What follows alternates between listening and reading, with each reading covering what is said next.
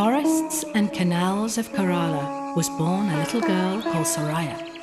She was a child of the sun. A child for whom the twice-yearly monsoons proved a terrible time.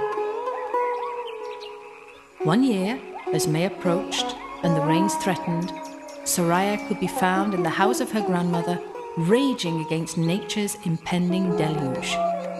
Her frustration was as heavy as the moisture-laden air. Her wails of indignation at the rain's imminent arrival, in stark contrast to the heavy silence that enveloped the jungle's foliage, flora and fauna. Holding a collective breath as Varsha, spirit of the rain, prepared once more to temper the fire of the sun with her cool embrace. Soraya's fury blinded her to the monsoon's life-giving properties. The moisture which lies dormant in the roots of plants during the height of the dry season is released as downpours assuage the fire of the soil. The world becomes a place of cool spice and languid heat, fostering the beginnings of life, love, and the couplings of all creatures.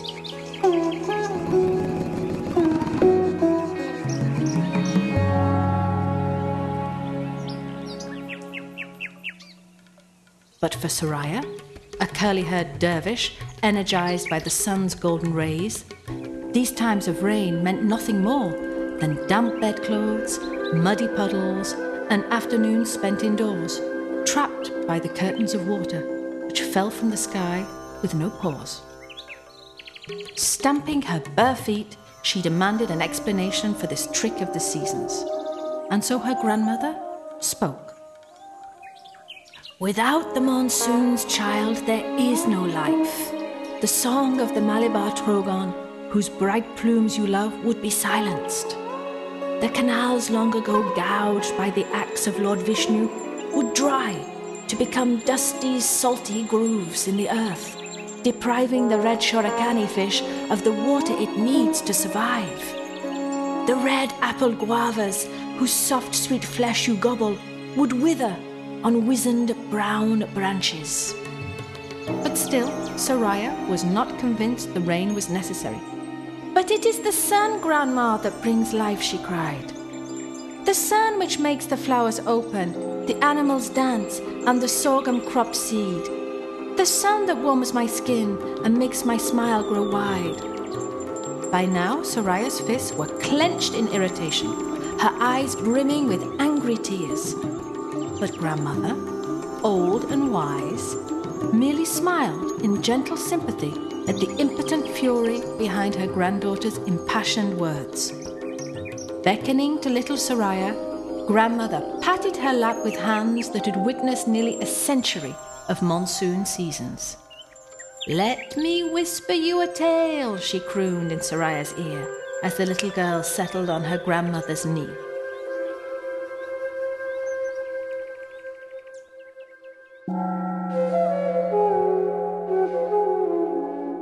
Long ago, before the birth of my grandmother and her mother before her, when our ancestors shared the forests with the gods, there came a shadow to our heavens, a demon, a giant serpent cursed with an unquenchable thirst, uncoiled itself in these skies.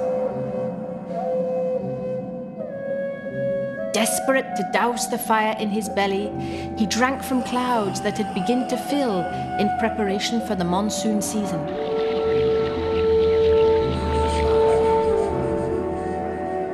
He drank and drank until every drop of moisture was drained from the sky.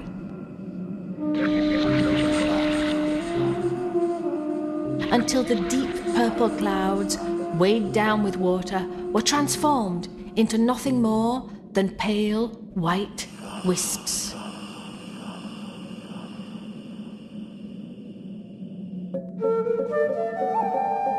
Far below, in these very mangroves, the villagers suffered. Without Varsha, instigator of growth, the sun, once the giver of life, now brought nothing but drought and death. May turned to June, June to July, and still the rains failed. The earth faced season upon season of unending drought as the demon continued to guard his watery bounty in a belly distended by years of stolen rain. The earth shriveled for lack of water, and our moist landscape became as parched as the serpent's scaly body had once been. Fish lay dead at the bottom of dry canals. The farmers' crops failed, and the sambar, leopards, and lion-tailed macaque monkeys, which once flourished, now lay stricken with dehydration under the dying canopies of cassia trees. Fearing they had angered Lord Indra, god of the rains, the villagers joined together in penance. Hoping to appeal to Indra's love of song and dance, they performed dramatic ragas for endless days and nights without cease. But months and years passed, and still not a drop of rain fell to cool the inflamed earth. "O Indra," the farmers cried, dropping to their knees in defeat and supplication, "what have we done to anger you?" Lord Indra must have heard the despair in their cries, for without warning, he appeared before them in the skies. In a voice that rumbled like thunder, he told them of the serpent demon in the heavens, the demon whose unceasing thirst continued to siphon the monsoon rains from the sky. "Lord Indra," they begged, "you must help us. Vanquish the demon and allow the rains to fall once more." Pleased by their devotion, Lord Indra heeded their prayers, taking to the heavens to seek out the serpent demon. The ensuing days and nights brought terror to the villagers as a mighty battle raged above them. Fathers, mothers, and children cowered under skies lit by Indra's powerful weaponry, the cudgel Vajra, lightning bolts, which he aimed at the serpent's water-filled body. The skies grew black, and the air heavy, as slowly, the hissing, coiled demon tired and weakened under Lord Indra's relentless attack.